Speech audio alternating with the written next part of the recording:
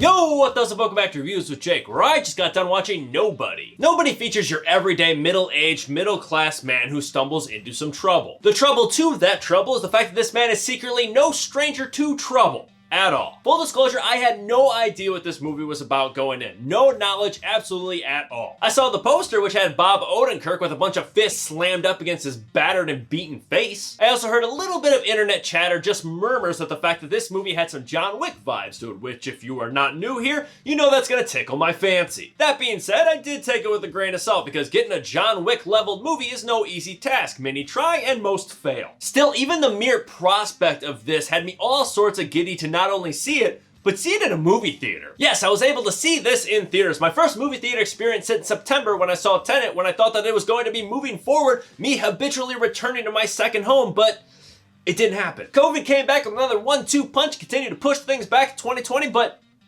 it's 2021. I don't want to get too far ahead of myself or sound naive, but I think we're on the up and up. And despite having Amazon VOD or HBO Max at my fingertips for new movies, I want going to the movie theater to be a thing that I'm constantly striving to do as much as possible. Especially for movies that demand for it, like the upcoming Godzilla vs. Kong. That needs to be seen in theaters. But this week with Nobody, to my knowledge, it wasn't getting a VOD release right off the bat, so I had no choice but to go to the theater. And I was not complaining one bit to get back to the old stomping ground for the first time in months. There's a strange degree of comfort that I get walking through the doors of that place, and especially rings true for movies like this. So let's start right there with the pros. As mentioned before, this movie is drawing John Wick parallels, which means you're in store for some great fight choreography and action sequences. And this movie did not disappoint in that aspect. The action and fight sequences in this movie are fantastic. I don't know if they're quite touching the pinnacle of John Wick, but it's definitely swimming in those waters. It's close. It's stylish, it's brutal, bloody, creative, gritty, and very well executed. There are plenty of moments in this movie that earned and merited an astonished, oh my god, holy shit.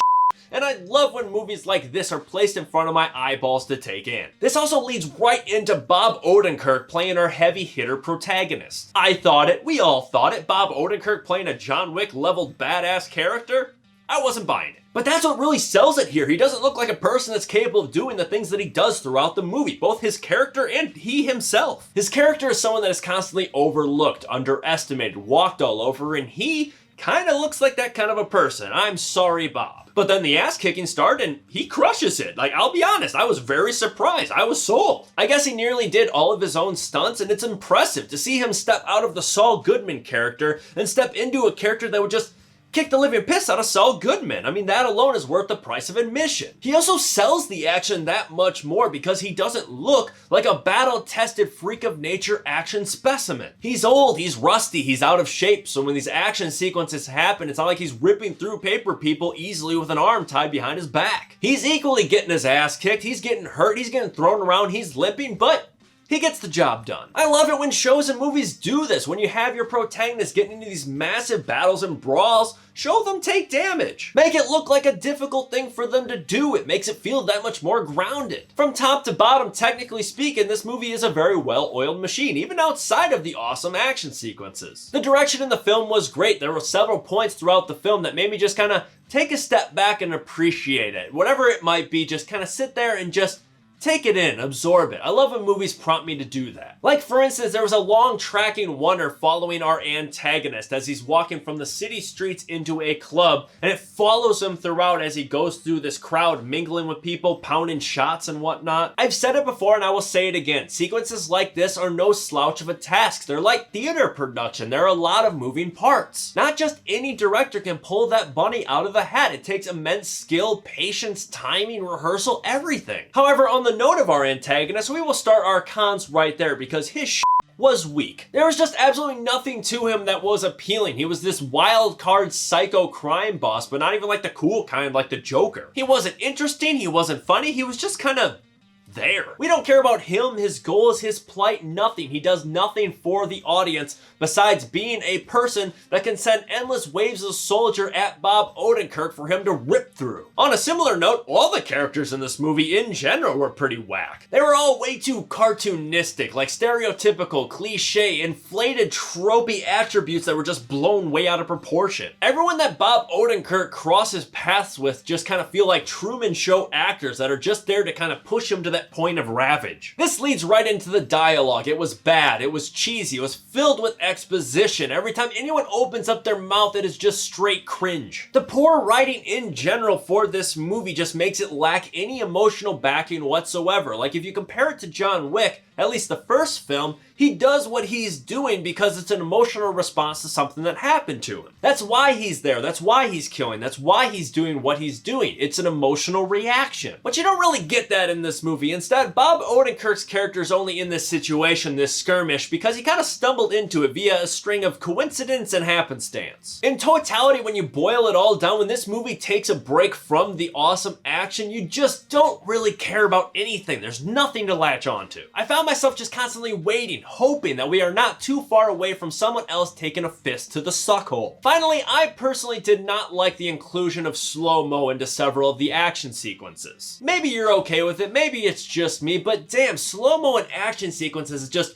really run its course for me. I don't want my action in slow-mo. I want to see it in real time so I can see all of the awesome choreography put into it. I imagine Paul W.S. Anderson is responsible based on what he did with slow-mo in the Resident Evil movies. So if you don't like the fact that I don't like slow motion, take it up with that guy. All in all, this one is a very tough one to put a grade on. As mentioned before, when the punches stop, this movie is not great at all, but when it resumes, it is fantastic and a lot of fun. I know I've said many times, including my review last week, that I'm always an advocate for better characterization, and I stand by that. However, I simply cannot deny that I enjoyed what this movie had to offer, especially considering what it was. An insanely expendable plot balanced by absolute debauchery of action sequences in this nice, tight 90-minute bundle. If you ask me, it's kind of the perfect popcorn movie as we all get back into the theaters. Which is kind of ironic considering the last time I was in the theaters was seeing Tenet, which is supposed to be the big movie that was going to save movie theaters, but instead it just confused everyone for hours on end. But this, I could honestly see this being the thing that gets people back to the theaters. It's quick, it's dumb, but it's a whole lot of fun. I'm going to give Nobody a B-.